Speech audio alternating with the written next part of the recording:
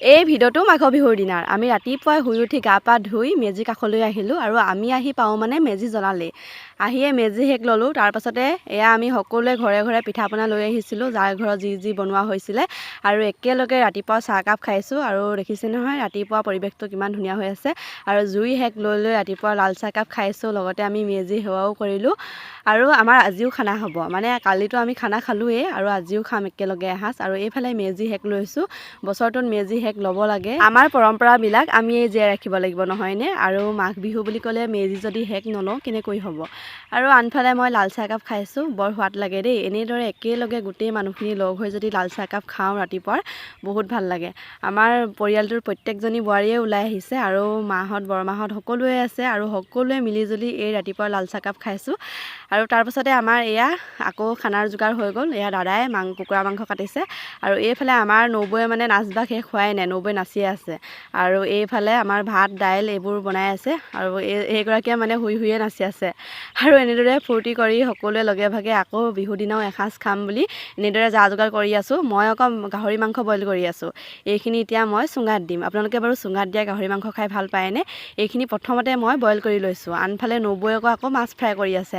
আজিৰ খানাটোত আছে আমাৰ মানে কুকুৰা মাংস আছে, মাছ আছে, আৰু চুঙাত দিয়া চাউল। এইফালে আমাৰ গাহৰি মাংসখিনি ৰেডি হৈ গ'ল, আৰু ইয়াত এতিয়া দিম খৰিচা অলপ লৈ আহিলোঁ ঘৰৰ পৰা। তাৰপিছতে মই কেঁচা পিঁয়াজ, কেঁচা জলকীয়া আৰু দিছোঁ ধনিয়া, এইখিনি ধুনীয়াকৈ মিক্স কৰি দিম এতিয়া। আৰু চুঙাত দিয়া গাহৰি বুলি ক'লে জিভাৰ পানী এনেই পৰি যায় নহয়নে। আৰু এইখিনি এতিয়া ৰেডি কৰিম বৰ্তাহঁতৰ দাদা আৰু মই। আৰু এয়া খৰিচাখিনি চেপি মই দি দিছোঁ, দাদাই দিছে আদা নহৰু, লগতে নিমখ দিছে। আৰু আপোনালোকে চুঙাত দিয়া মাংস কোনে কোনে খাই ভাল পায় জনাব আকৌ দেই, নজনাকৈ নাথাকিব। আৰু ইয়াতে আমি সোৱাদ অনুসৰি হালধি দিম, তেল দিম, সকলোখিনি মিহলি কৰি চুঙাত ভৰাই দিম। আনফালে আকৌ বৰা চাউলখিনি তিয়াই ৰাখিছোঁ, আৰু সেইখিনিও চুঙাত দিব লাগিব। মানে চাউলৰ কাৰণেও আমি চুঙা কাটি ৰেডি কৰি থৈছোঁ। আজি মানে গোটেইখিনিয়ে একদম জুতিৰে এসাঁজ খাম। আৰু এয়া গাজৰ পানী দি দিয়ে দাদাই এনেদৰে মানে সানি দিছে। আমি পানীৰ সলনি গাজৰ পানীখিনিয়ে ব্যৱহাৰ কৰিছোঁ। আৰু মই এয়া মিঠাতেল দি দিলোঁ, আৰু মিঠাতেল দিয়াৰ পাছতো দাদাই গোটেইখিনি এনেদৰে মিহলি কৰি দিলে। তাৰপাছত এতিয়া কাম হ'ল চুঙাত ভৰোৱা। দুইটাই মাংস এনেদৰে চুঙাত ভৰাই গৈছোঁ। আৰু আমি যিহেতু আহোম মানুহ, গতিকে খানাত যদি গাহৰি মাংস নহয় মনটো ভালেই নালাগে নহয়নে। আমাৰ বাবে গাহৰি মেইন। আনফালে নবৌ এয়া চুঙাত চাউল ভৰাইছে, বৰা চাউল, এইখিনি তিয়াই ৰাখিছিলে, আৰু এই চুঙাত ভৰাই দিছে।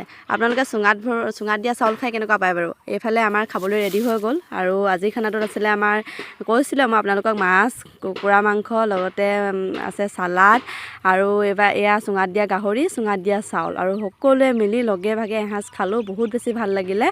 আৰু ৰাতিলৈ আকৌ ৰুটি খানা খাম বুলি কৈছে, মানে আমাৰ খানা শেষ নহয়হে নহয়। ভোগালী বুলি ক'লে অকল খোৱাৰ কথাহে মনলৈ আহে নহয়নে। তাতে কিছুমানে